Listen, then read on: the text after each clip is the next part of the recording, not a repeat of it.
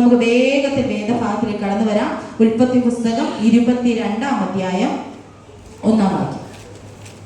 അതിന്റെ ശേഷം ദൈവം അബ്രഹാമിനെ പരീക്ഷിച്ചത് എങ്ങനെയെന്നാൽ, അബ്രഹാമേ എന്ന് വിളിച്ചതിന് ഞാനിതാ എന്ന് അവൻ പറഞ്ഞു. അപ്പോൾ അവൻ, നിന്റെ മകനെ, നീ സ്നേഹിക്കുന്ന നിന്റെ ഏകജാതനായ ഇസഹാക്കിനെ തന്നെ കൂട്ടിക്കൊണ്ട് മോറിയ ദേശത്ത് ചെന്ന് അവിടെ ഞാൻ നിന്നോട് കൽപ്പിക്കുന്ന ഒരു മലയിൽ അവനെ ഹോമയാഗം കഴിക്കുക എന്ന് അരുളി ചെയ്തു. അബ്രഹാമിനെ കർത്താവ് വാഗ്ദത്തം ചെയ്തിട്ട് 25 വർഷം കഴിഞ്ഞ് കിട്ടിയ തലമുറയാണ് ഇസഹാക്ക്. ഹല്ലേലൂയ. അബ്രഹാം ഒരിക്കൽ കർത്താവിനോട് പറയുന്ന ഒരു കാര്യമുണ്ട്, ഈ എലീസറാണ് എന്റെ അനന്തരാവകാശി. അപ്പൊ കർത്താവ് പറയുന്ന ഒരു കാര്യമുണ്ട്, ഞാൻ നിന്നെ വലിയൊരു ജാതിയാക്കും, ഞാൻ നിന്നെ അനുഗ്രഹിക്കും, നിന്റെ പേർ വലുതാക്കും എന്നൊക്കെ പറയുക. നിനക്കു വേണ്ടി ദൈവം ഒരു പൈതലിനെ തരും. അങ്ങനെ കിട്ടിയ പൈതലാണ് ആര്? ഇസഹാക്ക്. സാറയുടെ ഗർഭപാത്രത്തെ കർത്താവ് തുറന്ന് നൽകിയ ഒരു പൈതലായിരുന്നു ഇസഹാക്ക്. ഈ അബ്രഹാം ചിലത് ദൈവാത്മാവിൽ ഞാനൊരു കാര്യം വിളിച്ചു പറയട്ടെ. നമ്മൾ ദൈവത്തിന്റെ പദ്ധതിക്ക് വേണ്ടി എത്ര ലേറ്റ് ആയാലും കാത്തിരിക്കണം. അബ്രഹാം എന്ത് ചെയ്തെന്നറിയാമോ? സ്വന്തം ഭാര്യയായ സാറായിയുടെ വാക്ക് കേട്ട് അവിടെ ഒരു തിരിമറി നടത്തുന്നുണ്ട്. എന്താ സംഭവം എന്നറിയാമോ?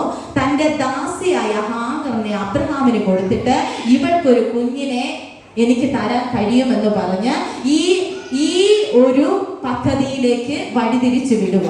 അവിടെ എന്താ സംഭവിക്കുന്നത്? ഹാഗറിൽ നിന്ന് ഒരു കുഞ്ഞ് ഇഷ്മായേൽ പുറത്തു വരുന്നു. പക്ഷെ നമുക്കറിയാം, ഇന്നും അവർ തമ്മിലുള്ള യുദ്ധം തീർന്നിട്ടില്ല. ദൈവ പദ്ധതിക്ക് വിരോധമായി നിൽക്കരുത്. ദൈവ പദ്ധതിക്ക് വിരോധമായി നിൽക്കരുത്. മനസ്സിലാകുന്നുണ്ടോ? ആത്മ മനുഷ്യന് എപ്പോഴും ജഡ മനുഷ്യൻ എന്താണ്? വിരോധമാണ്. അവർക്ക് നമ്മുടെ കൂടെ ഇരിക്കാൻ കഴിയുകയില്ല. പരിശുദ്ധാത്മാവ് ഉള്ള ഒരു വ്യക്തിക്ക് പരിശുദ്ധാത്മാവ് ഇല്ലാത്ത ഒരു വ്യക്തിയുമായി കണക്ട് ചെയ്യാൻ പറ്റുകയില്ല. ആരാധിക്കുന്ന ഒരു വ്യക്തിക്ക് എപ്പോഴും ആരാധിക്കാതെയും ദൈവത്തിന് വിരോധമായി സംസാരിക്കുകയും ചെയ്യുന്ന വ്യക്തികളുമായി അധികം കൂടാൻ പറ്റത്തില്ല, അല്ലേ? നമുക്ക് ഭയങ്കര വേദന തോന്നും, അല്ലേ? ഇവരെന്താ ഇങ്ങനെ ആയിപ്പോയത്? അവർ ചിലപ്പോൾ ചർച്ചിൽ ഇരിക്കുന്ന വ്യക്തികളായിരിക്കാം, ചിലപ്പോൾ ദൈവരാജ്യത്തിന് വേണ്ടി ഓടുന്ന വ്യക്തികളായിരിക്കാം. ചിലപ്പോഴൊക്കെ നമുക്ക് അവരെ മനസ്സിലാക്കാൻ കഴിയത്തില്ലേ? കഴിയും. നമ്മുടെ ഹൃദയം വല്ലാതെ ഉടഞ്ഞു പോയി. ഇവരെന്താ ഇങ്ങനെ ആയിപ്പോയത്? അതുപോലെ ഹാഗറിന്റെ ജീവിതത്തിന്റെ അകത്ത് എന്ത് സംഭവിച്ചു? ഈ അബ്രഹാം നിമിത്തം അവളുടെ ജീവിതത്തിന് സ്വസ്ഥതയില്ല. അതാ, ദൈവിക പദ്ധതിക്ക് വിരോധമായി നിന്നാൽ സ്വസ്ഥത നഷ്ടപ്പെടും. അവൾ കുഞ്ഞിനെ കൊണ്ട് മരുഭൂമിയിലേക്ക് യാത്രയാവുകയാണ്. ഹാഗറിന്റെ ജീവിതത്തിന്റെ അകത്ത് വേദന കടന്നു വന്നപ്പോ ഹാഗറിനെ സഹായിക്കാൻ സാറ ഇല്ലായിരുന്നു. നിങ്ങൾ ഒരു കാര്യം ആലോചിക്കുക. സഹായിക്കാം, സ്നേഹിക്കാം, കരുതാം. നീ ഒരു കുഞ്ഞിനെ മാത്രം എനിക്ക് തന്നാ മതി. കാര്യം കഴിയുമ്പോ ചിലര് പോവും. മനസ്സിലാകുന്നുണ്ടോ? കാര്യം കഴിയാൻ വേണ്ടി മാത്രമാ. ചിലതൊക്കെ നാം മനസ്സിലാക്കിയില്ലേ? ആരോടൊക്കെ പരിശുദ്ധത വിളിച്ചു പറയുന്നു, ദൈവിക പദ്ധതിക്ക് വിരോധമായി നിൽക്കുന്ന സകല മേഖലകളെ ഇന്ന് നിങ്ങൾ പൊളിച്ചിട്ടാ പോകുന്നത്. ഹല്ലേലൂയ. ചിലര് ദൈവസാന്നിധ്യത്തിന് വേണ്ടി വരുന്നത് രോഗം മാറാനാ, ചിലര് വരുന്നത് പൈശാചിക ബന്ധനം അഴിയാനാ, ചിലര് വരുന്നത് അഭിഷേകം പ്രാപിക്കാനാ. അതിൽ ഒരു കൂട്ടര് മാത്രമുണ്ട് നന്ദിയുള്ളവർ. ആ കൂട്ടത്തിലുള്ളവരാ നിങ്ങൾ. എത്രയോ പേര് ഇവിടെ വരുവാൻ ആഗ്രഹിച്ചിട്ടും വരാതെ ഇരിക്കുമ്പോ പ്രിയ ദൈവപൈതന് നന്ദി ഉള്ളത് കൊണ്ടല്ലേ, കർത്താവ് ഇതുവരെ നടത്തിയത് കൊണ്ടല്ലേ നിങ്ങൾ ഇവിടെ ആയിരിക്കുന്നത്, കർത്താവ് പരിപാലിച്ചത് കൊണ്ടല്ലേ കർത്താവിന് നന്ദി പറയാൻ ഇവിടെ വന്നവരെന്ന് ഹല്ലേലൂയ പറഞ്ഞേ. യേശുവച്ച സമയമില്ലേ യേശുവാക്ക് വേണ്ടി ഓടിയത് അങ്ങയോടുള്ള നന്ദിയാണ്. എന്തു പകരം കൊടുത്താലും കർത്താവിന്റെ സ്നേഹത്തിന് പകരം കൊടുക്കാൻ കഴിയില്ല. എന്ത് കൊടുത്താലും. കാരണം നമുക്ക് കുറച്ച് കാര്യങ്ങൾ ദൈവത്തിന് വേണ്ടി ചെയ്യാന്ന് പറയുമ്പോൾ അതിനേക്കാൾ അപ്പുറം ദൈവം എന്റെ ജീവിതത്തിന്റെ അകത്ത് ചെയ്യും. അതാ ദൈവത്തിന്റെ പ്രവൃത്തി. കുറച്ച് ദശാംശം കൊടുത്ത് കർത്താവിനെ ഒന്ന് പ്രസാദിപ്പിക്കാൻ വേണ്ടി ഇരിക്കുമ്പോ കർത്താവ് നമുക്ക് വേറെ ബ്ലെസ്സിങ് തന്ന് നമ്മളെ അമ്പരപ്പിക്കും. അതാ കർത്താവിന്റെ പ്രവൃത്തി. അങ്ങനെ അനുഭവിച്ചിട്ടുണ്ടോ നിങ്ങള്? കർത്താവിന് നമുക്ക് പരീക്ഷിക്കാൻ കഴിയേല. കർത്താവിന് ഒരു കാര്യത്തിന് നമുക്ക് വിലക്ക് മേടിക്കാൻ കഴിയേല. കാരണം അത് അചഞ്ചലമായ സ്നേഹമാണ്. ഈ 25 വർഷം കാത്തിരുന്ന് കിട്ടിയ ഇസഹാക്കിനെയാണ് കൊല്ലാനായി കടന്നു പോകുന്നത്. സാറായോട് പറഞ്ഞാൽ സമ്മതിക്കോ? നിങ്ങൾ പറ, സമ്മതിക്കോ? ഇല്ല. അബ്രഹാം പറഞ്ഞതായി ഇതിൻ്റെ അകത്തില്ല. പറയേണ്ടുന്നവരുടെ മാത്രം പറയണം. ശിവസിച്ചിരിക്കുക.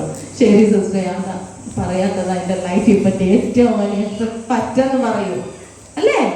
പറയേണ്ടവരോട് മാത്രം പറയണം.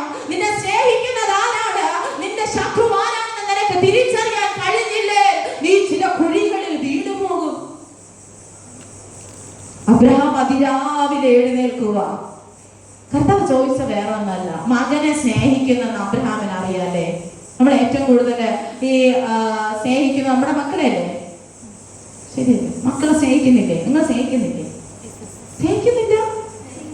എങ്കിൽ കൈവക്കിക്ക് സ്നേഹിക്കുന്നു എന്നുള്ളവർ സ്നേഹിക്കുന്നുണ്ടല്ലേ? നിങ്ങളുടെ കുഞ്ഞുങ്ങൾക്ക് എന്തെങ്കിലും സംഭവിച്ചാൽ നിങ്ങൾക്ക് സഹിക്കാൻ കഴിയുമോ?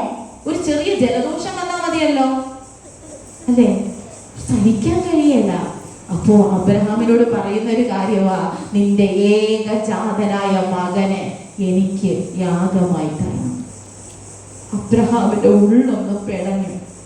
25 വർഷം കാത്തിരുന്ന് കിട്ടിയ തലമുറയാണ്. എൻ്റെ അപ്പ, നീ വേറൊന്നും ചോദിച്ചില്ലല്ലോ. ഞാനൊരു ദൂത് പറയാം, നീ ഏറ്റവും അധികം സ്നേഹിക്കുന്നതിനെ കർത്താവ് ചോദിക്കും. നീ ഏറ്റവും അധികം സ്നേഹിക്കുന്ന നിന്റെ മൊബൈൽ ഫോണാണെങ്കിൽ കർത്താവ് ചോദിക്കും. നീ ഏറ്റവും അധികം സ്നേഹിക്കുന്ന നിന്റെ വീടാണെങ്കിൽ കർത്താവ് ചോദിക്കും. നീ ഏറ്റവും അധികം സ്നേഹിക്കുന്ന നിന്റെ കാറാണെങ്കിൽ കർത്താവ് ചോദിക്കും. അത് കർത്താവിന് വേണമെന്ന് പറയോ. അത് എന്തിനാണ് ചോദിക്കുന്നത് അറിയാമോ? ദൈവത്തിന് ഇതിനേക്കാള് ഞാൻ സ്നേഹിക്കുന്നു എന്ന് തെളിയിക്കാനാണ്. ഹല്ലേലൂയ. നീ ഏറ്റവും കൂടുതൽ കർത്താവിനെയാണ് ചോദിക്കുന്നതെങ്കിൽ കർത്താവ് ചോദിക്കും. ആ കർത്താവിനെ കൊണ്ട് തന്നെ എന്ത് ചെയ്യും? കുത്തുവാക്കുകൾ പറയിപ്പിക്കും. നീ ഏറ്റവും കൂടുതൽ ഭാര്യയാണ് സ്നേഹിക്കുന്നതെങ്കിൽ ഭാര്യയെ തന്നെ കർത്താവ് തിരിക്കും. കാരണം ദൈവം അങ്ങനെയാ. നിങ്ങൾ അല്ലെങ്കിൽ നിങ്ങളൊന്ന് ദൈവത്തെ പരീക്ഷിച്ചു നോക്ക്. ഈ കാര്യത്തിൽ 100% ആയിട്ട് നിങ്ങൾക്ക് മനസ്സിലാക്കാൻ കഴിയും. നിങ്ങൾ ഏറ്റവും അധികം സ്നേഹിക്കുന്നതിനെ എൻ്റെ അപ്പ എടുത്തിട്ട് പറയും, നിനക്ക് ഞാനുണ്ടെന്ന്. അപ്പൊ നിങ്ങളെ കരയും, പൊട്ടി കരയും. ഇത് കണ്ടുകൊണ്ട് അപ്പുറത്തിരുന്ന കർത്താവ് കുറച്ച് കഴിയുമ്പോ അത് എടുത്തത് ഇരട്ടിയായി മടക്കി തരും.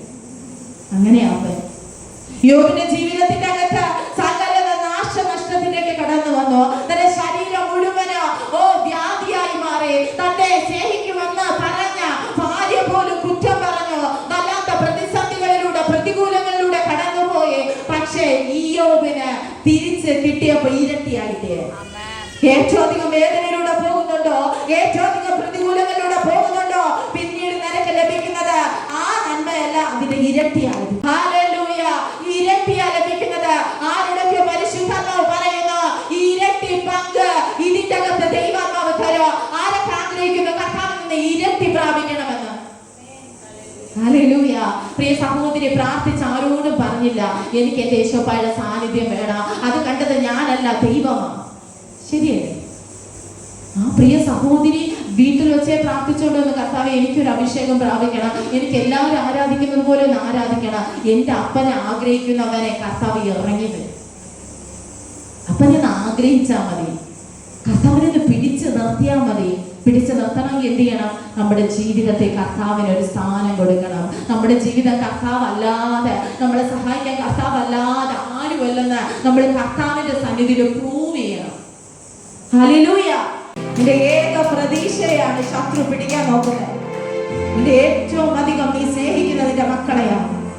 നിന്റെ തലമുറയ്ക്ക് എന്തേലും വന്നാൽ നിനക്ക് സഹിക്കാൻ കഴിയുകയില്ല. ദൈവം അവരോട് പറയുന്നു, നിന്റെ തലമുറയ്ക്ക് ഒരു ദോഷവും വരാതെ കൊണ്ട് ദൈവം പരിപാലിക്കാൻ പോവുക. നിന്റെ തലമുറയ്ക്ക് വേണ്ടി കരുതുന്ന ഒരു ദൈവം ഇവിടെ വന്നിട്ടുണ്ട്. ആര് നിന്നെ മനസ്സിലാക്കിയില്ലേലോ, നിന്റെ കണ്ണിൽ നിന്ന് ഇപ്പോൾ വീഴുന്ന ഈ ധാരധാരെ വീഴുന്ന ഈ കണ്ണുനീരിന്റെ കർത്താവ് പ്രതിഫലം തരും.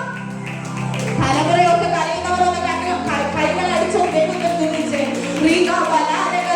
എന്റെ തലമുറയെ തൊടണമേ. എന്റെ തലമുറ വല്ലാതെ രോഗാവസ്ഥയിലായിരിക്കുന്നു. എന്റെ തലമുറ വല്ലാത്ത പ്രതികൂലത്തിലായിരിക്കുന്നു. എന്റെ തലമുറ വല്ലാത്ത അനുസരണക്കേടിലായിരിക്കുന്നു. എന്റെ തലമുറ നന്നായി ആഹാരം കഴിക്കുന്നില്ല. കൊച്ചു കുഞ്ഞുങ്ങളെ പോലുള്ളവരൊന്ന് പ്രാർത്ഥിച്ചു തുടങ്ങിക്കേ. നിന്റെ തലമുറയെ കർത്താവിനെ തൊടുകയാ.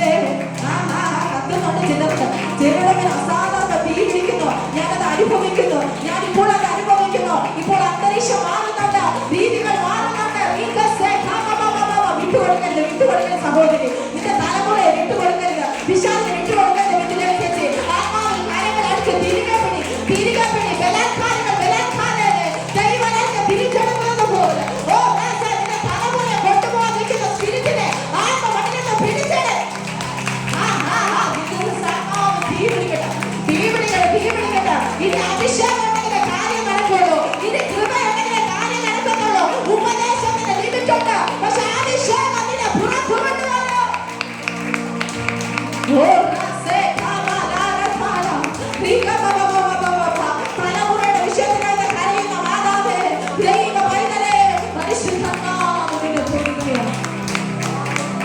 Hallelujah, hallelujah. നീ സ്നേഹിക്കുന്ന മകനെ തന്നെ എനിക്ക് യാഗമാക്കി തരണം. ഒന്നും കർത്താവിനോട് പറഞ്ഞതായി കാണുന്നില്ല. മോറിയ മലയിലേക്ക് ഈ കുഞ്ഞിനെ കൊണ്ട് പോകുകയാ. ഈ ബാലനെ കൊണ്ട് പോകുമ്പോ ഇസഹാക്ക് ചോദിക്കുന്ന ഒരു ചോദ്യമുണ്ട്. വിറകുണ്ട്, യാഗവസ്തുക്കൾ എല്ലാം ഉണ്ട്, പക്ഷെ യാഗമൃഗം എവിടെ? അപ്പന്റെ ഹൃദയം കലങ്ങി കാണും. അപ്പന് പറയാൻ പറ്റുമോ നീയാണ് യാഗമൃഗം? രാവിലെ എഴുന്നേക്കുമ്പോ ഓടി വരും, അപ്പാ എനിക്കിന്ന് മിഠായി വാങ്ങിച്ചു തരോ, എനിക്ക് കളിപ്പാട്ടം വാങ്ങിച്ചു തരോ? അപ്പന്റെ ഉള്ളിൽ ഇതൊക്കെ മിന്നി മറഞ്ഞു. ഞാനിനി ആർക്ക് കളിപ്പാട്ടം വാങ്ങിച്ചു കൊടുക്കും? ഇനി ഞാൻ ആർക്ക് മിഠായി വാങ്ങിച്ചു കൊടുക്കും? ഞാൻ എൻ്റെ ഭാര്യയായ സാറായിയോട് എന്തു പറയും? നഷ്ടപ്പെട്ടു പോയാൽ, നഷ്ടപ്പെട്ടാലേ നഷ്ടപ്പെട്ടതിന്റെ വേദന മനസ്സിലാവും. ഇല്ലാത്തതിന്റെ വേദന മനസ്സിലാവും. ഞാൻ അനേക പേർക്കായിട്ട് പ്രാർത്ഥിക്കാറുണ്ട്, കുഞ്ഞുങ്ങളില്ലാത്തവർക്ക് വേണ്ടി. നമുക്കൊക്കെ കുഞ്ഞുങ്ങളുണ്ട്, അവരൊന്ന് കുസൃതി കാണിക്കുമ്പോൾ നമുക്ക് സഹിക്കാൻ പറ്റണില്ല. അവരെന്നെ മീറ്റിംഗിൽ ഇരുന്ന് കരയുമ്പോ അറിയാതെ എന്റെ ഹൃദയം കരയാറുണ്ട്. നമുക്ക് എല്ലാവർക്കും മക്കളുണ്ട്. മക്കളൊന്ന് കുസൃതി കാണിക്കുമ്പോൾ നമ്മൾ കുഞ്ഞുങ്ങളോട് എങ്ങനെയാണ് ഇടപെടുന്നത്? കുഞ്ഞുങ്ങളൊന്ന് അകന്ന് കഴിയുമ്പോ നിനക്ക് സഹിക്കാൻ പറ്റും? അംഗൻവാടി വരെ ഒന്ന് കൊണ്ടാക്കുമ്പോ കരഞ്ഞുകൊണ്ട് ഇറങ്ങി വന്ന അമ്മമാരല്ലേ നിങ്ങള്? സഹിക്കാൻ പറ്റുമോ? പറ്റത്തില്ല. കുഞ്ഞൊന്ന് അകന്ന് മാറിയിരിക്കുമ്പോഴേ അതിന്റെ വേദന മനസ്സിലാവും.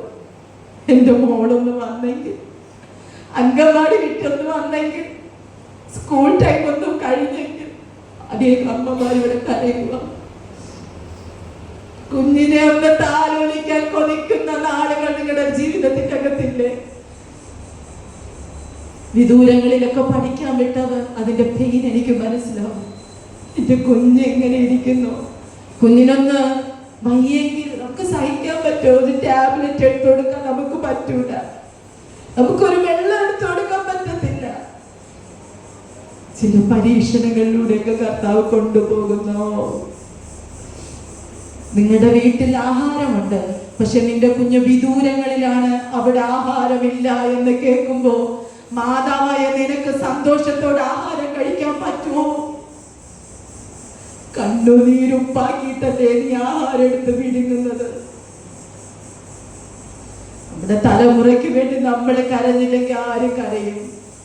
Hallelujah, hallelujah, hallelujah.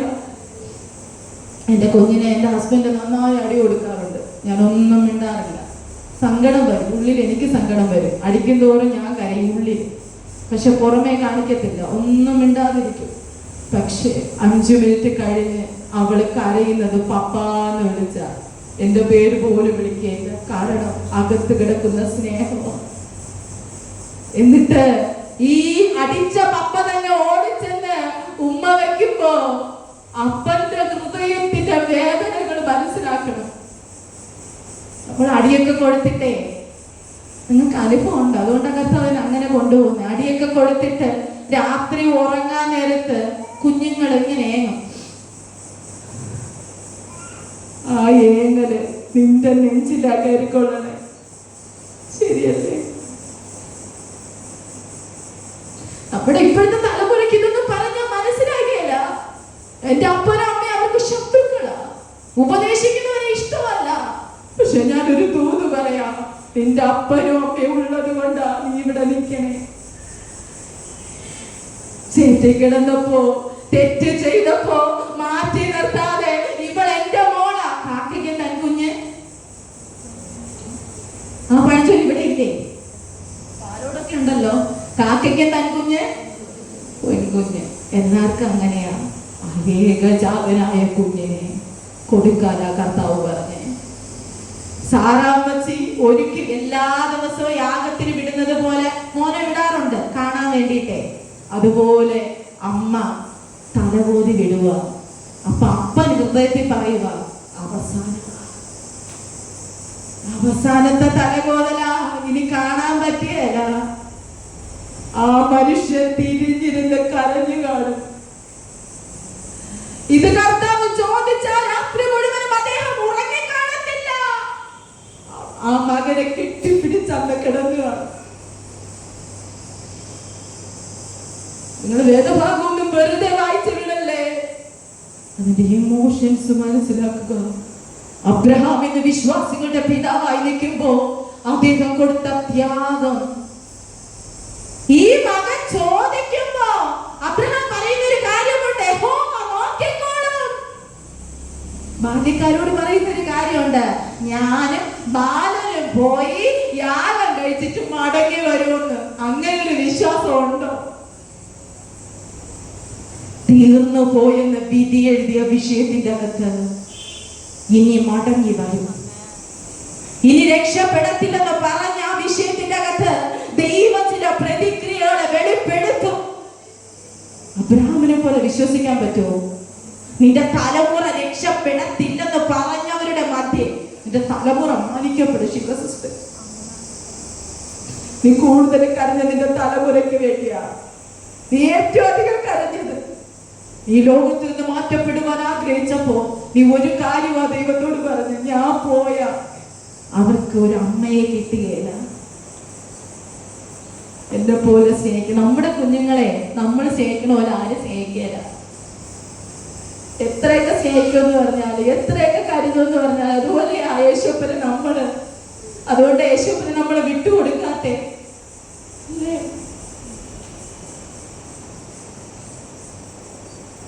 കരച്ചിലിന്റെ ആഴങ്ങൾ കൂടുമ്പോ എന്റെ അപ്പ പറയും, കർത്താവ് എന്നോട് പറഞ്ഞൊരു കാര്യമാ, നിന്റെ കുഞ്ഞിനെ അനുഗ്രഹിക്കണമെങ്കിലേ നിന്റെ ഔദാര്യം എനിക്ക് വേണ്ട. ഞാൻ ചിരിക്കാൻ തുടങ്ങി. കർത്താവ്, ഞാനാണല്ലോ പ്രസവിച്ചത്. അതെ, നീയാ പ്രസവിച്ചത്, പക്ഷെ ഞാൻ തന്നതാ നിനക്ക് മക്കൾ. യഹോവ തരുന്ന അവകാശം, ഉദരഫലം, അവൻ തരുന്ന പ്രതിഫലം. എങ്കിൽ നമ്മള് കരയണോ? ഇനി കരയണോ? ചിരിക്കുവാണല്ലോ. കരയേണ്ട കാര്യമില്ല.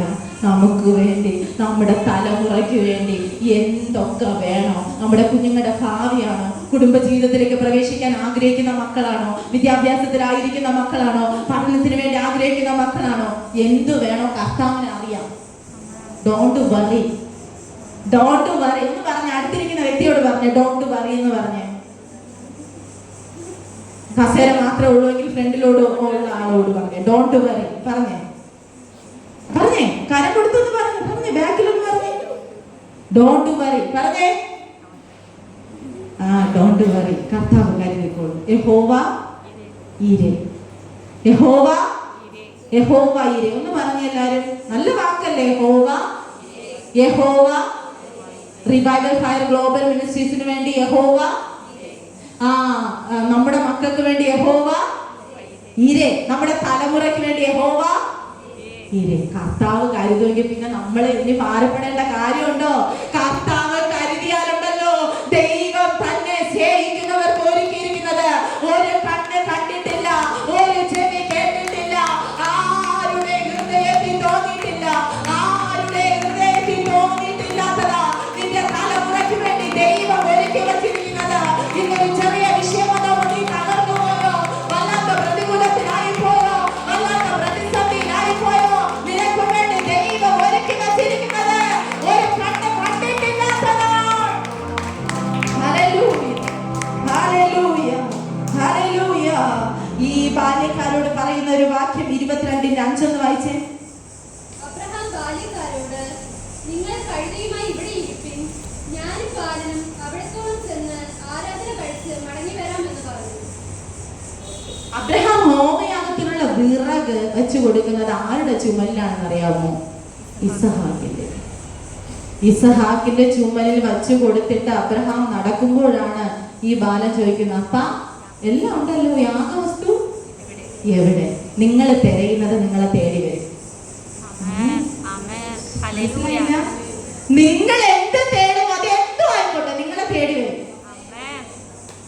നിങ്ങൾക്ക് ആർക്കും വേണ്ട, ഞാൻ ആമേൻ പറയും. ആമേൻ പറഞ്ഞേ. നിങ്ങൾ എന്ത് തേടുന്നോ നിങ്ങളെ തേടി വരും. നിങ്ങളൊരു ജോലിയാണ് തേടുന്നതെങ്കിൽ ജോലി നിങ്ങളെ തേടി വരും. നിങ്ങളൊരു നന്മയാണ് തേടുന്നതെങ്കിൽ നിങ്ങളെ തേടി വരും. ഇനി അതിന്റെ പുറകെ നീ പോകേണ്ട, അത് നിന്നെ തേടി വരും.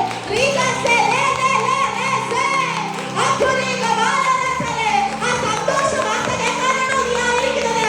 ആ സന്തോഷവാർത്ത നിന്നെ തേടി വരും. നിന്റെ തലമുറയുടെ മാനസാന്തരമാണോ ഇതിന്റെ വിഷയം? ആ തലമുറ മാനസാന്തരപ്പെടും. Hallelujah, hallelujah. നന്മയും കരുണയും നിന്റെ ആയുഷ്കാലമൊക്കെ ആരെ പിന്തുടരും? എന്നെ പിന്തുടരും, നിങ്ങളെ പിന്തുടരും. നിങ്ങൾ എന്നെന്ന് നിങ്ങളെ പറയണം. പറഞ്ഞേ, നന്മയും കരുണയും എന്റെ ആയുഷ്കാലമൊക്കെയും എന്നെ പിന്തുടരും. ഞാൻ വലിയ പുള്ളിയാ, മനസ്സിലാകുന്നുണ്ടോ? വെറുതെ വാക്യം പറഞ്ഞു വിടരുത്. നന്മയും കരുണയൊക്കെ എന്നെ പുറകെ വരുക. ദൈവമേ തരണേ തരണേ എന്ന് വിളിച്ചിട്ട് എന്തെങ്കിലും കിട്ടിയോ? സത്യം പറ, കൊറേയൊക്കെ കിട്ടി. പക്ഷെ തരണേ എന്ന് ചോദിച്ച് വല്ലതും കിട്ടിയോ? കരഞ്ഞു വിളിച്ചു, കർത്താവ് എനിക്ക് തന്നേ പറ്റൂ. ചിലര് പറഞ്ഞു ഇന്ന് ഞാൻ കൊണ്ടേ പോകും. ചിലത് കൊണ്ടേ പോകും. ചിലർ പ്രാർത്ഥിക്കുന്ന എനിക്കിത് തരാതെ ഞാൻ പോകുകയില്ല. അവര് ചിലത് കൊണ്ടേ പോകുള്ളൂ സഭയ്ക്കകത്ത്. ചിലരെ വായിൽ നിന്ന് ചിലതൊക്കെ കൊണ്ടിട്ടേ പോയിട്ടുള്ളൂ.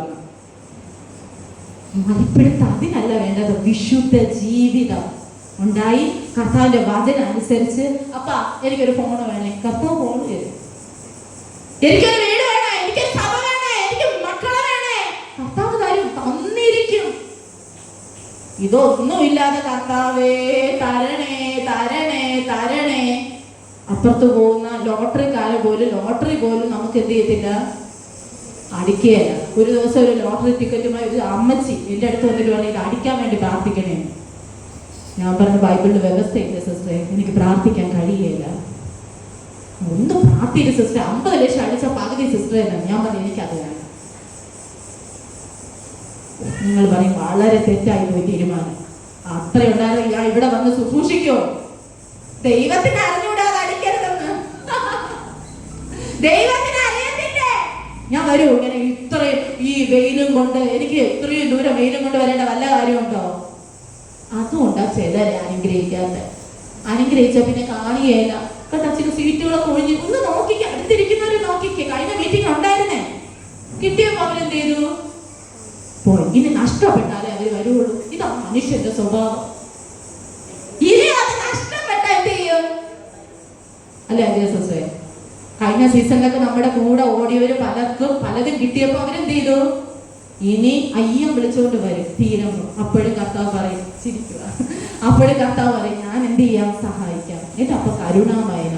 അത് ലൈസൻസ് അല്ല, അത് ലൈസൻസ് അല്ല.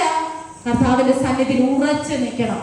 കഷ്ടത വന്നാലും പ്രയാസം വന്നാലും ഞെരുക്കം വന്നാലും കർത്താവിന്റെ സന്നിധി ഉറച്ചു നിൽക്കണം. ഹല്ലേലൂയ.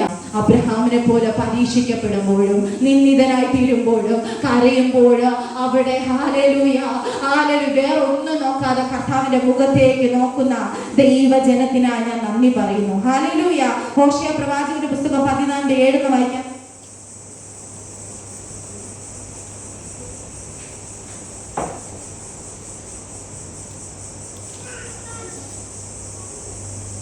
ഹോശേയ പ്രവാചകന്റെ പുസ്തകം 14:7.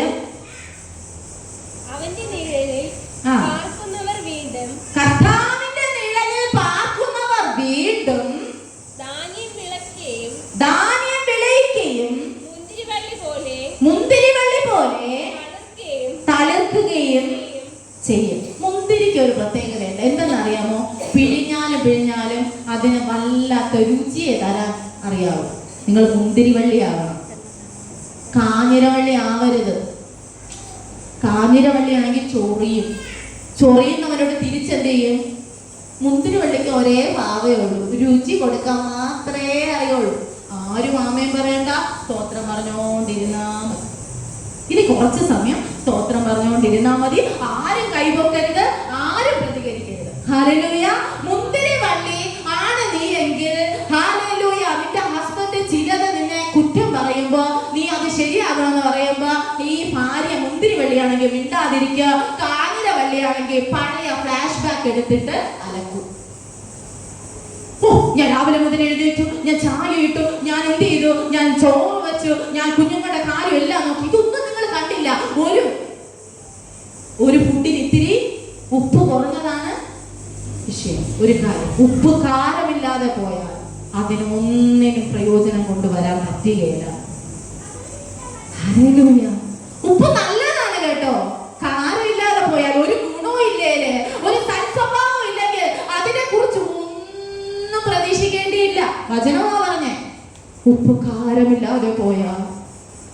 പ്രിയ ദൈവ പൈതലേ, നമ്മുടെ ജീവിതം ഒന്ന് തിരിഞ്ഞു നോക്ക്, നമ്മുടെ അവസ്ഥകളൊന്ന് തിരിഞ്ഞു നോക്കി. നമ്മുടെ അപ്പനും അമ്മയുമായിട്ടുള്ള നമ്മുടെ ഇടപെടൽ, നമ്മുടെ സഹോദരങ്ങളുമായിട്ടുള്ള നമ്മുടെ ഇടപെടൽ, നമ്മുടെ കുടുംബ ജീവിതത്തിന്റെ അകത്ത് നമ്മളുമായിട്ടുള്ള ഇടപെടൽ, നമ്മുടെ മക്കളുമായിട്ടുള്ള നമ്മുടെ ഇടപെടൽ, നമ്മുടെ സമൂഹവുമായിട്ടുള്ള ഇടപെടൽ, നമ്മുടെ ബോസുമായിട്ടുള്ള നമ്മുടെ ഇടപെടൽ. ബോസ് നമ്മളെ വഴക്ക് പറയുമ്പോൾ തിരിഞ്ഞു നിന്ന് കൊഞ്ഞനെ കൊത്തുന്ന സ്റ്റാഫാണോ ദൈവത്തിന്റെ സന്നിധി എടുക്കപ്പെടുന്നത്? അങ്ങനെയുള്ള ഒരു വീഡിയോ ഞാൻ കണ്ടു. ഒരു ഡോക്ടർ വന്ന് ഈ നേഴ്സിനെ ഒരുപാട് വഴക്ക് പറയുക. അത്ര പ്രായമൊന്നുമില്ല ആ സഹോദരിക്ക്. അപ്പൊ വഴക്ക് പറയുമ്പോൾ ഈ കുഞ്ഞ് CCTV ഉണ്ടായിരുന്നത് കണ്ടില്ല. ഈ സിസ്റ്റർ ഈ ഡോക്ടർ ഭയങ്കര വഴക്ക് എല്ലാം കേട്ട് കണ്ണൊക്കെ നിറഞ്ഞിങ്ങനെ നിൽക്കുക. ഈ ഡോക്ടർ അകത്ത് കയറി പോയതും ഈ നേഴ്സ് എന്ത് ചെയ്ത, തിരിഞ്ഞു നിന്ന് കുഞ്ഞിനെ കുത്തുക. ഇങ്ങനെ നടന്നു പോയതും ഈ CCTV എല്ലാം നോക്കുന്നുണ്ടായിരുന്നു. ഉടനെ ഡോക്ടർ വിളിപ്പിച്ചു. ഡോക്ടറിന്റെ അകത്തുനിന്ന് കണ്ടോണ്ടിരിക്കുകയാണ് ഡോക്ടർ. ഇതെന്താ സംഭവിക്കണേ? ഉടനെ വിളിച്ച് ബാക്കി കൂടെ കിട്ടി. ഇതുപോലെ CCTV എല്ലായിടത്തും ഉണ്ട്. കർത്താവിനെ മറിച്ച് ഒന്നും ചെയ്യാൻ പറ്റിയേല. Hallelujah, hallelujah. കർത്താവിനെ മറിച്ച് നമ്മുടെ വാക്കുകൾ ഓരോന്നും കർത്താവിന്റെ സന്നിധി റെക്കോർഡാ. ആ ഡോക്ടർ വിളിച്ചു ചോദിച്ചു, സിസ്റ്റർ നിങ്ങൾക്ക് എന്താ കുഴപ്പം? റിസൈൻഡ് ഞാൻ ലെറ്റർ എഴുതി തരട്ടെ എന്ന് ചോദിച്ചു. അപ്പൊ കരയാൻ തുടങ്ങി. നമ്മുടെ ജോലി സ്ഥലത്ത് നമ്മൾ വിശ്വസ്തരായിരിക്കണം, നമ്മുടെ ഭവനത്തിൽ നമ്മൾ വിശ്വസ്തരായിരിക്കണം. ഒരു CCTV എപ്പോഴും നിന്നെ നോക്കി കറങ്ങുന്നുണ്ട്. അതുകൊണ്ട് അഭിഷേകം വരുമ്പോ ചിലതൊക്കെ പ്രാപിക്കുന്ന, ചിലതൊന്നും പ്രാപിക്കാൻ പറ്റാത്തത് കാരണം എവിടെയൊക്കെയോ കുറവുകൾ ഇനിയുമുണ്ട്. കവിത സിസ്റ്ററിന് അറിയാൻ പറ്റുകയല്ല, ഇവിടെ ഇരിക്കുന്ന ആർക്കും അറിയാൻ പറ്റുകയല്ല, പക്ഷെ നിനക്കറിയാം അല്ലേ? അപ്പൊ മുന്തിരി വള്ളി പോലെ തളിർക്കണമെങ്കിൽ നാം കർത്താവിന്റെ നിഴലിൽ പാർക്കണം. എന്റെ നിഴല് നിങ്ങൾക്ക് കാണാൻ കഴിയുമോ? ഇപ്പൊ കാണാൻ പറ്റത്തില്ല. ഈ വെയിലത്താണെങ്കിൽ നമ്മൾ നമ്മുടെ നിഴല് കാണാൻ പറ്റത്തില്ല. നിഴലിനെ മാറ്റി നിർത്തി എനിക്ക് എന്തെങ്കിലും ചെയ്യാൻ പറ്റുമോ? നിഴലെ കുറച്ചു നേരം നീ അവിടെ നിൽക്കുക. ഞാൻ സിനിമ കണ്ടിട്ട് വരാം, ഞാൻ സീരിയൽ കണ്ടിട്ട് വരാം, ഞാൻ കുറച്ച് എനിക്ക് ഇഷ്ടമുള്ള കാര്യങ്ങൾ ചെയ്തിട്ടുണ്ട്. നീ നിഴലെ അവിടെ നിന്നെ. പലരും കർത്താവിനെ അവിടെ നിർത്തിയിരിക്കുക, പിന്നെ വിളിച്ചില്ല, അതുകൊണ്ട് കർത്താവ് വന്നില്ല. നീ അവിടെ നിന്നില്ലേ, ഞാൻ കുറച്ച് നേരം സീരിയൽ കണ്ടു. അയ്യോ, ഇന്ന് അമ്മായിയമ്മ മരുമകളെ എന്ത് ചെയ്യുമെന്തോ. നിനകത്ത് ഇല്ലാത്തതിനെ ദൈവത്തെ സ്തുതിക്കുന്നു. കർത്താവിനെ വീണ്ടും വിളിച്ചില്ല, നല്ല കർത്താവ് വരത്തുള്ളൂ. നിഴലിൽ കീഴിൽ പാർക്കണമെന്ന്, കർത്താവിന്റെ കൂടെ പൊതിഞ്ഞങ്ങ് ഇരിക്കണമെന്ന്. കർത്താവ് പറയുന്നതെല്ലാം കേട്ട് കർത്താവിനെ ഇഷ്ടമാണെങ്കിലേ കർത്താവ് പറയുന്നതെല്ലാം അനുസരിക്കും സിസ്റ്റർ. അത് നമ്മൾ തെറ്റ് പറയുമ്പോൾ ചൂണ്ടിക്കാണിക്കും അല്ലേ? നമ്മൾ വീഴാൻ പോകുമ്പോ പറയും അവിടെ വീഴാൻ പോവുകയാണെന്ന്. അത് നമ്മൾ അംഗീകരിക്കും. കർത്താവിന് ഇഷ്ടമല്ലാത്തതുകൊണ്ടാ പലരും നമ്മൾ എന്ത് ചെയ്യുന്നില്ല, അനുസരിക്കുന്നില്ല. ശരിയല്ലേ? നമുക്ക് ഇഷ്ടമുള്ളത് മാത്രം നമ്മൾ എടുക്കും, ഇഷ്ടമല്ലാത്തൊക്കെ മാറ്റി നിർത്തി കർത്താവ് ഇതൊന്നും എനിക്ക് വേണ്ട, അടുത്ത സീസൺ ശരിയാവും. എല്ലാ ന്യൂ ഇയറിന് മുമ്പും നമ്മള് പുതിയ വ്യക്തിയാവും അല്ലേ? ശരിയാണോ? പുതിയ വ്യക്തിയാവും. പക്ഷെ പുതിയ വർഷം നമ്മള് ശങ്കരം വീണ്ടും തെങ്ങില് തന്നെ. പപ്പ ഇടയ്ക്ക് പറയുന്ന വാക്കാണ് ശങ്കരൻ തെങ്ങി തന്നെ. അവന് തേങ്ങ വെട്ടാനേ അറിയുമെങ്കിൽ അവൻ എവിടെ പോകുള്ളൂ? ഇവിടെ തേങ്ങ വെട്ടാനേ പോകുള്ളൂ, ബാർബർ ഷോപ്പിൽ പോകാൻ പറ്റൂല.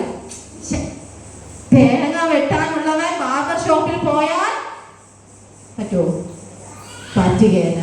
ഞാനൊരു കാര്യം പറയാം, ചെറിയ പാപമായാലോ വലിയ പാപമായാലോ ദൈവത്തിന്റെ സന്നിധി ഒരുപോലെയാ. നിനക്ക് ദൈവ സാന്നിധ്യം പ്രാപിക്കണമെങ്കിൽ, ആ സമൃദ്ധിയിലേക്ക് കടന്നു വരണമെങ്കിൽ കർത്താവിന്റെ കൂടെ നടന്നാൽ മാത്രമേ കഴിയുകയുള്ളൂ. യോഹന്നാന്റെ സുവിശേഷം 15-1 പറയുന്നു, മുന്തിരിവള്ളിയിൽ, ഹല്ലേലൂയ, യേശു ക്രിസ്തു മുന്തിരിവള്ളിയാണ്, നമ്മൾ കൊമ്പുകളാണ്. യേശു ക്രിസ്തു ആകുന്ന മുന്തിരിവള്ളിയുടെ അകത്തുള്ള കൊമ്പുകളാണ്. അപ്പൊ കൊമ്പുകള് അധിക ഫലം കായ്ക്കണമെങ്കിൽ എന്ത് ചെയ്യും? വെട്ടുമ്പോ കരഞ്ഞോണ്ട് ഓടരുത്, അതെനിക്ക് വേണ്ട, ആ വിധിച്ച് എനിക്ക് വേണ്ട, എന്നെ കുറിച്ചാണ് പറയുന്നത്. അങ്ങനെ പറയാതിരിക്കരുത്. നിന്നെ ചെത്തി വെടിപ്പാക്കുന്നുണ്ടെങ്കിൽ അധിക ഫലം കായ്ക്കണം. ഒന്ന് കരങ്ങളടിച്ചേ. അധിക ഫലം കായ്ക്കണമെന്ന് ആഗ്രഹമുള്ളവരെ കർത്താവ് ചെത്തി വെടിപ്പാക്കോ. ചില പരീക്ഷണങ്ങളിലൂടെ കൊണ്ടുപോകോ, ചില വേദനകളിലൂടെ കൊണ്ടുപോകോ, ചില പ്രയാസങ്ങളിലൂടെ കൊണ്ടുപോകോ. അത് നിന്നെ തകർക്കാനല്ല, അധിക ഫലം കായ്ക്കാനാണ് കർത്താവ് നോക്കിക്കൊണ്ടിരിക്കുകയാണ്. കർത്താവിൽ നിന്നൊരു ഫലം വെളിപ്പെടുക. ഹല്ലേലൂയ. ഹോശേയ പ്രവാചകന്റെ പുസ്തകം 2-14 പറയുന്നു, ഞാൻ മരുഭൂമിയിൽ മുന്തിരിത്തോട്ടങ്ങളെ നിനക്ക് തരാം. പ്രത്യാശയുടെ വാതിലായ ആഖോ താഴ്വരയെ ഞാൻ നിനക്ക് തരാം. എവിടെയാണ് നോക്കണം? എവിടെയാ? മരുഭൂമിയിൽ, വെള്ളമില്ലാത്തടത്ത്, ആരും പാർക്കാത്തടത്ത്, സഹായിക്കാൻ ആരും ഇല്ലാത്തടത്ത്. ഹല്ലേലൂയ. കർത്താവ് മുന്തിരിത്തോട്ടങ്ങളെ തരുവാൻ റെഡിയാവുകയാ. ആമോസിന്റെ പ്രവാചക പുസ്തകം 9-14-15 പറയുക, ശൂന്യമായി പോയത് കർത്താവ് പണി. ശൂന്യമായി പോയത്, ഇനി രക്ഷയില്ലെന്ന് പറഞ്ഞത്, ഇനി എഴുന്നേൽക്കയില്ലെന്ന് പറഞ്ഞത് കർത്താവ് പണിയാൻ ഇടയാകും. മുന്തിരിത്തോട്ടങ്ങൾ ഉണ്ടാകും, വീഞ്ഞു കുടിക്കും തോട്ടങ്ങൾ ഉണ്ടാകും. നിങ്ങളുടെ ഫലം നിങ്ങൾ തന്നെ അനുഭവിക്കും. ഈ മാസം പരിശുദ്ധമാവ് പറയുന്ന ഒരു കാര്യമുണ്ട്, നിങ്ങൾക്ക് ലഭിക്കേണ്ട ഫലം വേറെ ഒരു വ്യക്തി അനുഭവിക്കുകയില്ല. നിന്റെ അധ്വാന ഫലം നീ തന്നെ തിന്നും. നിന്റെ കൈകളുടെ പ്രവൃത്തിയുടെ ഫലം. അത് ആശുപത്രി പോകുകയില്ല, അത് പോലീസ് സ്റ്റേഷനിൽ പോകുകയില്ല, അത് അഡ്വക്കേറ്റിന് കൊടുക്കേണ്ടി വരികയില്ല, അത് മറ്റൊരു കാര്യത്തിന് പോകുകയില്ല. കവിഞ്ഞൊഴുകുന്ന ഒരു സമൃദ്ധി ഇതിന്റെ ആരോഗ്യമേ കർത്താവ് തുറക്കുകയാ. പ്രാർത്ഥിക്കുന്നവന്റെ വിലത് തുറക്കുകയാ, ആരാധിക്കുന്നവന്റെ വിലത് തുറക്കുകയാ, കർത്താവിന്റെ നിഴലിൽ കീഴിൽ പാർക്കുകയും ചെയ്യുന്നവന്റെ വിലത് തുറക്കുകയാ.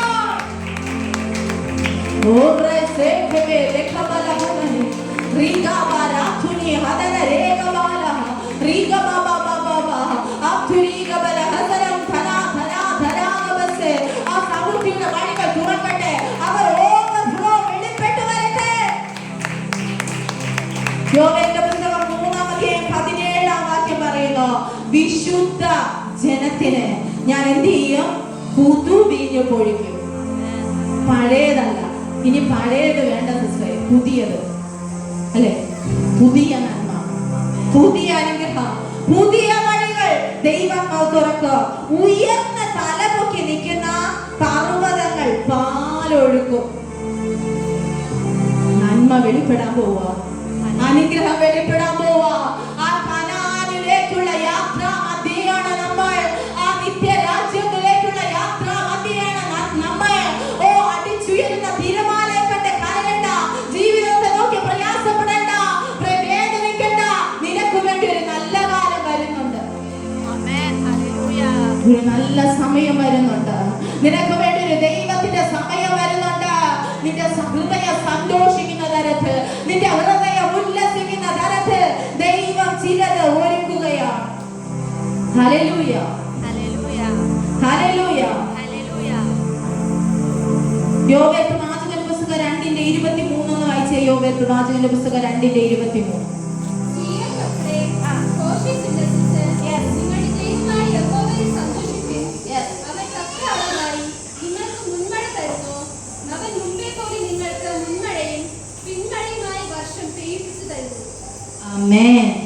കർത്താവ് മുൻമഴ പകരുന്നത് കളപ്പുരകൾ നിറയാൻ വേണ്ടിയിട്ടാണ്. കൃഷി നടത്തുന്നവർക്കറിയാം, വിത്തിടുമ്പോൾ മുൻമഴയും ആവശ്യമാണ്, പിന്മഴയും ആവശ്യമാണ്. കൂടാനും പാടില്ല, കുറയാനും. കൂടിയ എന്ത് സംഭവിക്കും? വിത്ത് ഇല്ലാതായി പോവല്ലേ? പക്ഷെ ആവശ്യത്തിന് അളവിൽ മഴ നൽകാം. നിനക്ക് എന്തൊക്കെ ആവശ്യത്തിന് വേണോ അത് സമയത്ത് തരാൻ ദൈവത്തിന് കഴിയും. ആമേൻ. കൂടുതലും കിട്ടിയല്ല, കുറവും കിട്ടിയല്ല, തക്കതായത്. എത്ര പേര് ആഗ്രഹിക്കുന്നു? Hallelujah, hallelujah. ശൂന്യമായി പോയവരാ കരങ്ങൾ ഉയർത്തി കർത്താവിൽ നിന്ന് പ്രാപിക്കുന്നത്. കുഞ്ഞെ, നിനക്ക് വേണ്ടി തക്ക അളവിൽ കർത്താവ് അനുഗ്രഹം വെളിപ്പെടുത്തുവാൻ പോവുകയാ. 2:24 പറയുന്നു, കളപ്പുരകൾ ധാന്യം കൊണ്ട് നിറയും. നിന്റെ കളപ്പുരകൾ ധാന്യം കൊണ്ട് നിറയാൻ പോവുക. വിശ്വസിക്കാമോ? നിന്റെ ജീവിതത്തിന്റെ അകത്ത് കളപ്പുരകൾ, നിന്റെ ജീവിതത്തിന്റെ അകത്ത് നിന്റെ സാമ്പത്തിക ഉറവകൾ, നിന്റെ ആരോഗ്യ മേഖലകൾ, നിന്റെ മാനസിക മണ്ഡലങ്ങൾ സ്വീകരിച്ച കളപ്പുരകൾ നിറയാൻ പോവുക.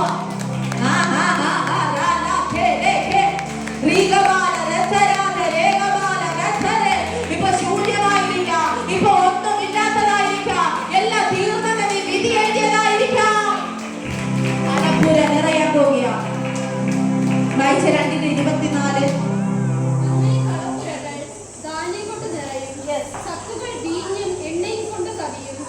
ഞാൻ നിങ്ങളുടെ ഇടയിൽ അയച്ചിരിക്കുന്ന എന്റെ മഹാസൈന്യമായ വെട്ടുക്കിളിയും വിട്ടിലും തുള്ളനും പച്ചമുഴും തിന്നുകളഞ്ഞ സംവത്സരങ്ങൾക്ക് വേണ്ടി ഞാൻ നിങ്ങൾക്ക് പകരം നൽകും. ഇനി എന്തിനേക്കാൾ അപ്പുറമായി എന്തെങ്കിലും വേണോ? കളപ്പുരകൾ നിറയും, ചക്കുകൾ കവിഞ്ഞൊഴുകും, വീഞ്ഞും എണ്ണയും കൊണ്ട് കവിയും.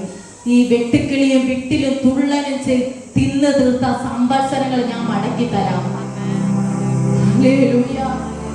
ചില ആരൊക്കെ പറയുന്നു എന്റെ വാഗ്ദത്തത്തിന്റെ സമയം കഴിഞ്ഞു, ആരൊക്കെ പറയുന്നു എന്റെ ദർശനം ഇനി വെളിപ്പെടുകയില്ല, എല്ലാം തീർന്നു, എല്ലാം അവസാനിച്ചു എന്ന് പറഞ്ഞിരിക്കുന്നവരോടുള്ള ദൂത. ഹല്ലേലൂയ. തുള്ളനും വിട്ടിലും പച്ചപ്പുഴുന്ന സംവത്സരങ്ങളെ ഞാൻ നിനക്ക് മടക്കി തരും. ഹല്ലേലൂയ. യെശയ്യാപ്രവാചകന്റെ പുസ്തകം 60:5 വാക്യം വായിക്കുക. യെശയ്യാപ്രവാചകന്റെ പുസ്തകം 60:5. അപ്പോൾ നീ കണ്ട് ശോഭിക്കും, നിന്റെ ഹൃദയം പിടിച്ച് വികസിക്കും, സമുദ്രത്തിന്റെ ധനം നിന്റെ അടുക്കൽ ചേരും, ജാതികളുടെ സമ്പത്ത് നിന്റെ അടുക്കൽ വരും. ഒട്ടകങ്ങളുടെ കൂട്ടവും മിദ്യാനിലെയും ഏഫയിലെയും ചുറ്റൊട്ടകങ്ങളും നിന്നെ മൂടും. ശേബയിൽ നിന്ന് അവരൊക്കെയും വരും, പൊന്നും കുന്തുരുക്കവും അവർ കൊണ്ടുവന്ന് യഹോവയുടെ സ്തുതിയെ ഘോഷിക്കും. ആമേൻ. 60:10 കൂടെ വായിച്ചേ മോളെ. അന്യജാതിക്കാർ നിന്റെ മതിലുകളെ പണിയും, അവരുടെ രാജാക്കന്മാർ നിനക്ക് ശുശ്രൂഷ ചെയ്യും. ആമേൻ. ഹല്ലേലൂയ. 60:1 പറയുന്നു, എഴുന്നേറ്റ് പ്രകാശിക്കാം. എങ്ങനെയാ നമുക്കിത് പ്രാപിക്കാൻ പറ്റുന്നത്? ഒരു സഹോദരി, ഞാൻ പേര് പറയല്ല, ആരും ചോദിക്കണ്ട, ഞാൻ പേര് പറയല്ല. ഒരു സഹോദരി, ഞങ്ങൾ ഇവിടെ നിന്ന് പോകുമ്പോൾ ചിലപ്പോൾ 2 മണിയാകാറുണ്ട്, 2 മണിയല്ല, കൂടുതൽ 3-4 മണിയൊക്കെ ആകും. പക്ഷേ ഒരു സഹോദരി ഞങ്ങൾക്ക് വേണ്ടി ഫുഡ് തയ്യാറാക്കുന്നുണ്ട്. കുറച്ച് മാസമായിട്ട് ആ സഹോദരി നിരന്തരമായി ഇത് ചെയ്യുന്നുണ്ട്. ഞാൻ അപ്പായോട് എൻ്റെ കണ്ണ് നിറയാറുണ്ട്. അത് കഴിക്കുമ്പോൾ ഞാൻ പലപ്പോഴും വീട്ടിൽ ചെന്നിരുന്ന് ഇങ്ങനെ ആലോചിക്കും, എന്താ കർത്താവ് എങ്ങനെയൊക്കെ മാനിക്കാൻ. ചില സമയത്ത് പപ്പയാണ് മേടിച്ചു തന്നോണ്ടിരുന്ന ഫുഡ്. പക്ഷേ ഇന്ന് ഈ വർഷം തുടങ്ങിയത് മുതൽ, അതിന് മുമ്പേയും തന്നിട്ടുണ്ട് ഇടയ്ക്കിടയ്ക്ക്. പക്ഷേ ആ സഹോദരിയുടെ ഞാൻ പേര് പറയത്തില്ല, ആ സഹോദരി നിർബന്ധമായി പറഞ്ഞത് കൊണ്ടാണ് ഞാൻ ആ സഹോദരിയോട് ദൂത് പറയുക, നിന്റെ കളപ്പുരകൾ നിറഞ്ഞ് കവിയും, നിന്റെ ചക്കുകളിൽ ധാന്യവും വീഞ്ഞും വർദ്ധിക്കുക. ഞാൻ പ്രവചിക്കുന്ന നാവ് കൊണ്ട് ആ സഹോദരി നിന്നെ അനുഗ്രഹിക്കുന്നത്. നീ നിന്റെ ദൈവദാസിക്ക് വിശന്നു പോകണ്ടെന്ന് കരുതി ഒരു പിടി ആഹാരം കൊണ്ടുവരുമ്പോ നീ അവിടെ ജോലിക്ക് എഴുന്നേൽക്കുമ്പോൾ തന്നെ സ്വർഗം അവിടെ സൈനിട്ട് വയ്ക്കുക, ഈ അനുഗ്രഹങ്ങൾ തരണമെന്ന്. ആരോഗ്യം ഉണ്ടാവും. നീ വയ്ക്കുന്ന എല്ലാ ഫുഡും വളരെ ടേസ്റ്റി ആയിരിക്കും. എനിക്ക് അനുഗ്രഹിക്കാൻ പറ്റുകയില്ല. കർത്താവ് എന്നോട് ഇങ്ങോട്ട് വന്നപ്പോൾ നീ വേറൊന്നും പറയണ്ട, വചനത്തിലൂടെ ബ്ലെസ് ചെയ്താൽ മതി എന്ന് ഞാൻ എന്നോട് പറഞ്ഞു. അതുകൊണ്ടാണ്. നീ ദൈവരാജ്യത്തിനകത്ത് നിൽക്കുന്നുണ്ടോ? ദൈവരാജ്യത്തിന് വേണ്ടി പ്രവർത്തിക്കുന്നുണ്ടോ? ദൈവരാജ്യത്തിന് വേണ്ടി യേശുവിനെ സ്നേഹിക്കുന്നുണ്ടോ? ദൈവദാസന്മാർക്ക് വേണ്ടി ഇടിവിൽ നിൽക്കുന്നുണ്ടോ? നിന്റെ നന്മ നീ കാണും. നിന്റെ തലമുറ അനുഗ്രഹിക്കപ്പെടും. അങ്ങനെയുള്ളവരുടെ തലമുറയാണ് അനുഗ്രഹിക്കപ്പെടുന്നത്. നേരുള്ളവരുടെ തലമുറ അനുഗ്രഹിക്കപ്പെടും. നമുക്ക് ഒരുമിച്ച് എഴുന്നേറ്റ് നിൽക്കാമോ? ആ ദൈവ സാന്നിധ്യത്തിലേക്ക് ഒന്ന് കണക്റ്റാകാമോ? ഹല്ലേലൂയ. നേരുള്ളവരുടെ തലമുറ. നീ നിന്റെ ദൈവദാസന് കൊടുക്കുന്നത്, ദൈവദാസിയെ കൊടുക്കുന്നത് ചിലപ്പോൾ കണ്ണ് നിറഞ്ഞു പോകാറുണ്ട്. നീ അറിയുന്നില്ല. ചിലപ്പോൾ നീ തരുന്ന നിനക്ക് തോന്നുന്ന ആ ചെറിയൊരിതായിരിക്കും. അത്രമാത്രം വിഷമിച്ചിട്ടായിരിക്കും ആ വ്യക്തി നിൽക്കുന്നത്. അത് ആ വ്യക്തിക്ക് വലുതാ. അവർ പ്രാർത്ഥന മുറിയിൽ പ്രാർത്ഥിക്കുന്നത് പ്രാർത്ഥനയുണ്ട്. കർത്താവേ,